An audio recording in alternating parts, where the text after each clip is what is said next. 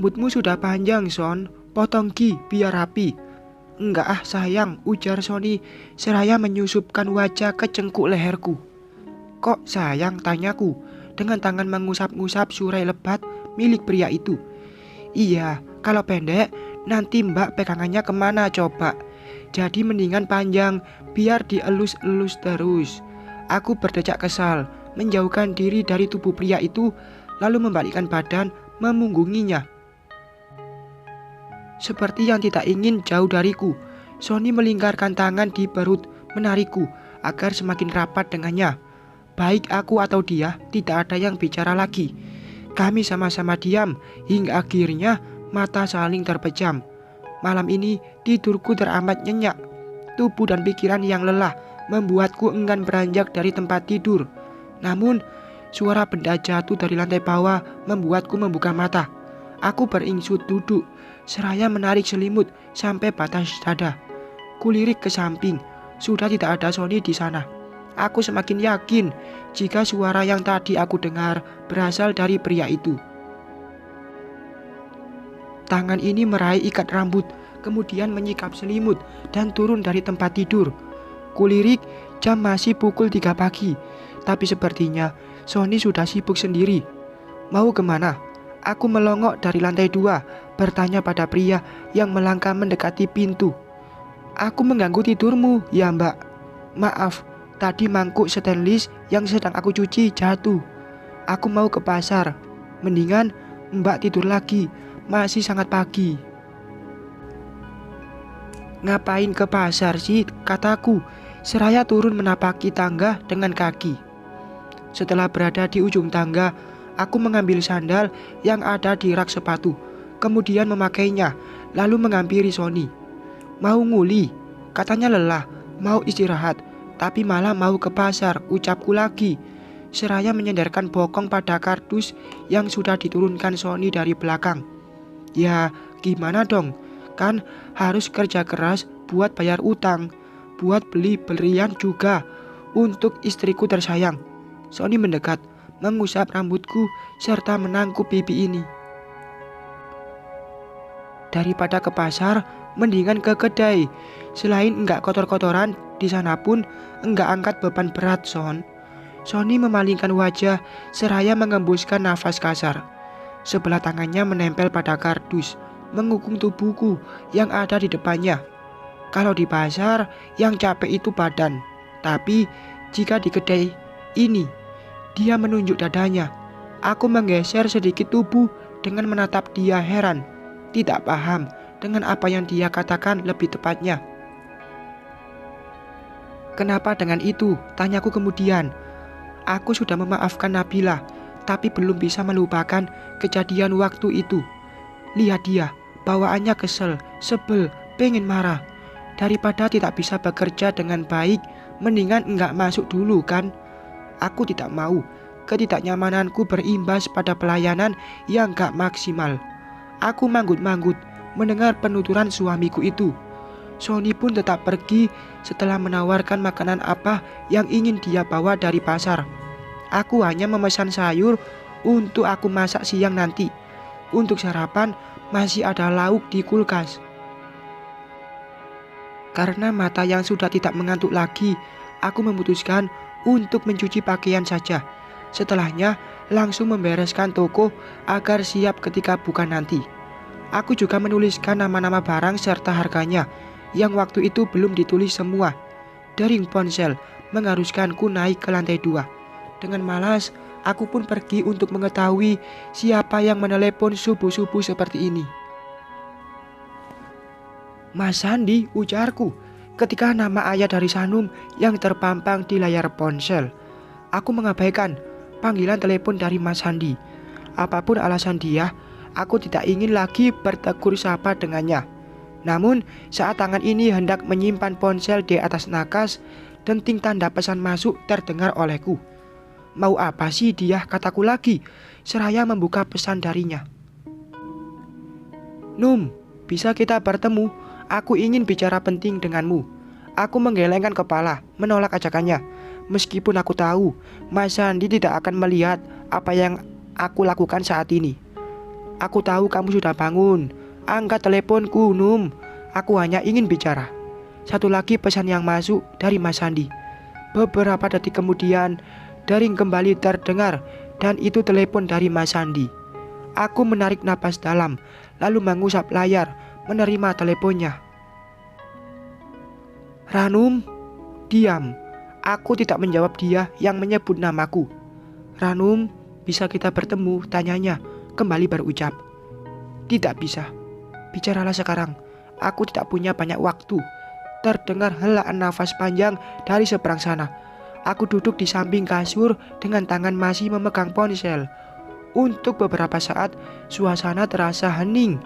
Mas Sandi belum bicara, dan aku enggan untuk kembali berucap. Ranum, maafkan aku. Aku tertegun tapi tidak tersentuh.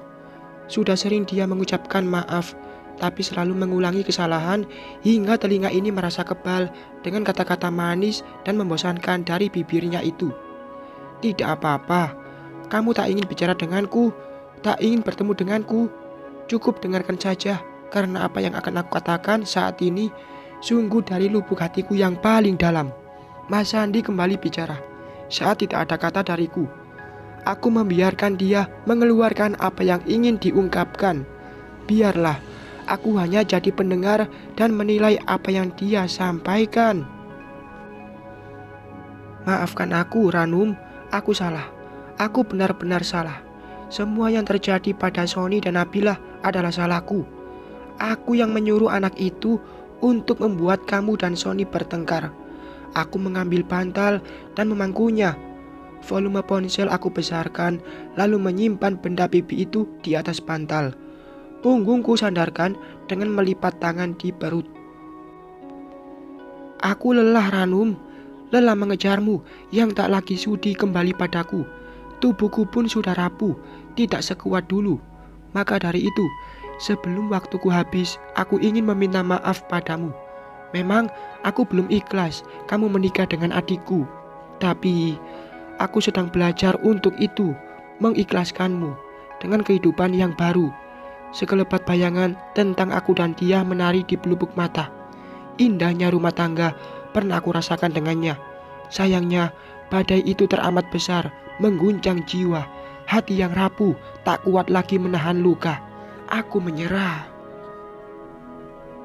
Ranum, kamu masih di sana? Pertanyaan Mas Sandi membawaku kembali ke alam nyata, di mana kini aku dan dia bukan lagi kita, melainkan hanya rekan yang bekerja sama untuk sang buah hati. Sanum, darah daging kami. Ya, aku di sini, kataku mendesah panjang. Maaf, tidak ada lagi kata yang pantas aku ucapkan saat ini selain maaf.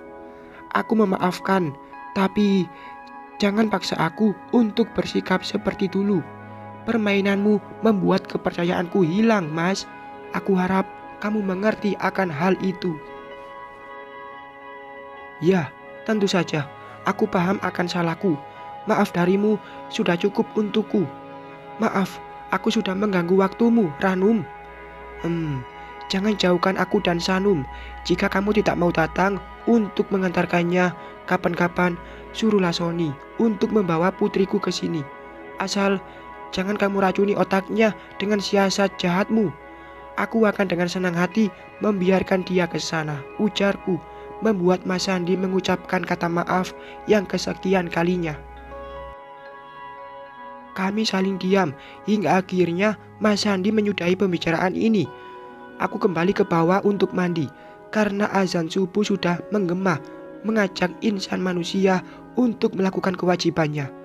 Usai melaksanakan sholat 2 rakaat, aku berdiri di balkon kamar seraya menghirup udara yang masih sejuk. Rasanya sangat segar. Angin sepoi-sepoi membelai wajahku serta rambut yang tergerai setengah basah. Motor Yamaha Vision berwarna hitam berhenti di depan ruko. Aku melongok ke bawah, melihat dia yang masih menongak menatap ke arahku.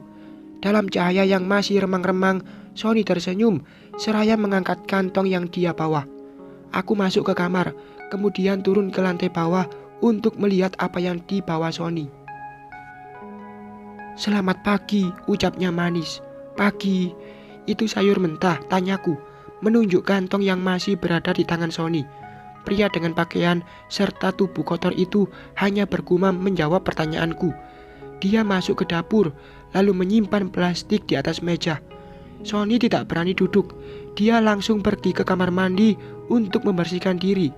Sekarang pria itu tak lagi menyembunyikan pakaian kotornya. Dia sudah bersikap apa adanya, tidak menutupi pekerjaan yang melelahkan itu dariku.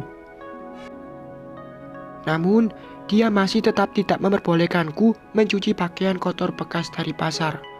Sony selalu mencucinya sendiri, tanpa menggunakan mesin cuci.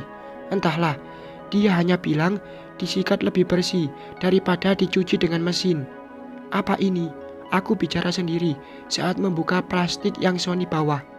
Uang, kataku lagi, seraya menarik tangan yang sudah memegang kertas dari dalam sana. Aku menghitung uang hasil kerja suamiku subuh ini. Semuanya ada 200.000. Itu artinya Sony menurunkan barang dari 10 mobil. Belum lagi yang dia belikan pada sayuran dan beberapa makanan. Entahlah jumlah pastinya berapa, tapi harga yang kecil menurutku. Namun dia selalu bilang tidak akan ada yang besar kalau tidak menghargai nominal yang kecil. Aku menyimpan uang itu ke dalam saku dress yang aku kenakan, kemudian memasukkan sayur dan daging ke dalam kulkas. "Mbak, di dalam plastik ada uang," ujar Sony melongok dari dalam tembok penyekat ruangan depan dan dapur. Kamar mandi memang berada tepat di bawah tangga. "Iya, sudah aku ambil. Kamu mau pakai?" "Enggak, cuma ngasih tahu aja. Takutnya kebuang sama plastiknya." Sony pergi untuk berpakaian, sedangkan aku menyiapkan sarapan untuk pagi ini. Saat tengah mengoreng daging ayam, sepasang tangan melingkar di perutku. Siapa lagi kalau bukan dia yang sekarang semakin berani menunjukkan rasa cintanya dengan tindakan yang sebelumnya tidak aku sangkakan akan dilakukan seorang Sony, si anak petakilan. Pandanganku pada dia sebagai bocah nakal sudah tidak ada lagi. Yang ada hanyalah kenakalan seorang suami pada istrinya. "Wangi banget," ucap Sony di telingaku. Bulu kuduku meremang seiring dengan hembusan nafas yang terasa hangat di cengkuk leher ini. "Wangilah, kan pakai bumbu, bukan dagingnya, Mbak." "Tapi ini," aku bergidik saat Sony mengecup singkat leherku. Tangan yang tadi memegang spatula kini berpindah pada punggung tangan Sony dan menariknya agar semakin erat memelukku. Entah sejak kapan aku menyukainya, tapi sepertinya akan menjadi candu dengan kenyamanan dan kehangatan ini. Nanti akan ada yang berubah. Meluknya gak akan seperti ini lagi, ujar Sony membuatku sedikit mendongak melihat wajahnya. Kenapa memangnya? Karena nanti ini akan semakin gendut dan membesar. Tangan aku akan semakin ke depan. Sony menautkan jari-jarinya dengan tangan yang melingkar ke depan. Aku terkekeh membalikkan badan lalu membalas pelukan Sony. Dia membawaku menjauh dari penggorengan, menempelkan punggungku pada tembok. Mata Sony menatapku lekat dengan wajah yang semakin dekat. Sony membunuh jarak antara aku dan dirinya, memberikan keindahan dalam setiap sentuhan raganya. "Son," aku mendorong dadanya saat oksigen yang kuhirup semakin berkurang. "Sorry," ucapnya, seraya mengusap bibirku. Beberapa saat saling diam dengan mengatur napas. Mataku melihat pada penggorengan yang mengepul, mengeluarkan asap. Aku kembali mendorong dada Sony agar semakin menjauh. Kemudian cepat-cepat melihat pekerjaan yang sempat ditinggalkan. "Ayamku," ujarku, seraya menepuk jidat, merutuki kekhilafan. Sungguh, Sony memang berondongan meresahkan. Bersambung.